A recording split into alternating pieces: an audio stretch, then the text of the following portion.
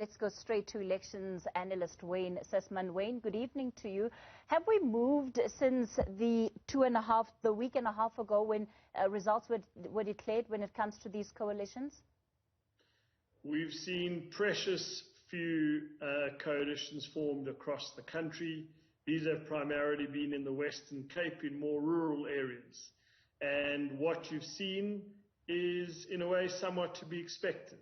So in the municipality of Cederberg, which is in Clan William, in a beautiful part of the Western Cape, the DA formed a coalition with a local party called Cederberg First and the Freedom Front. We expected the DA to work with the Freedom Front.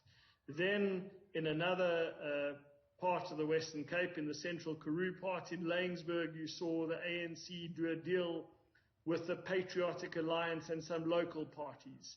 And that's significant because on the one hand, these are tiny municipalities, but we're seeing the Freedom Front being willing to work with the DA on the one hand, and on the other hand, we're seeing the Patriotic Alliance being willing to work with the ANC, and that has ramifications not just in these tiny towns on the outskirts of the Western Cape, but in the large metros where it's still very unclear, many days after the local government elections, what's going to transpire in these key metros. Of course, there's a lot more at stake in the metropolitan municipalities, and it seems, by all indications, listening to the briefings of the EFF and the DA today, watching the statements coming out of the ANC about how they're being left out in the cold, effectively, by these parties that have explicitly said they don't want to work with them, it doesn't look like there are any patterns of coalitions that are emerging at all.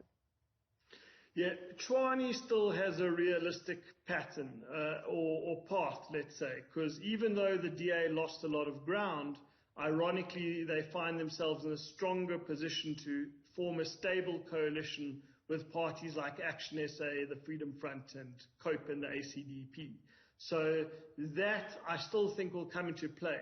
But when one looks at the city of Johannesburg, when one looks at Ekurhuleni, it's really unclear. And some other large towns across South Africa, industrially very important towns.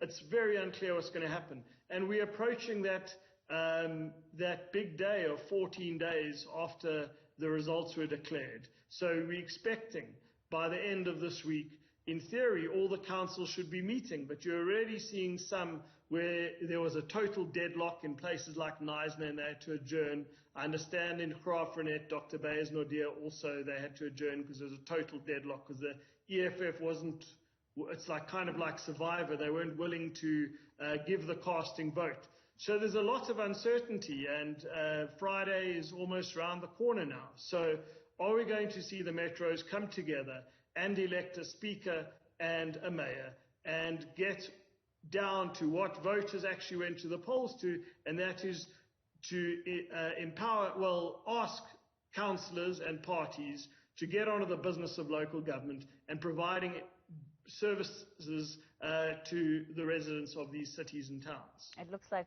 political parties are going to leave it to come right down to the wire, Wayne. Thanks for your time tonight.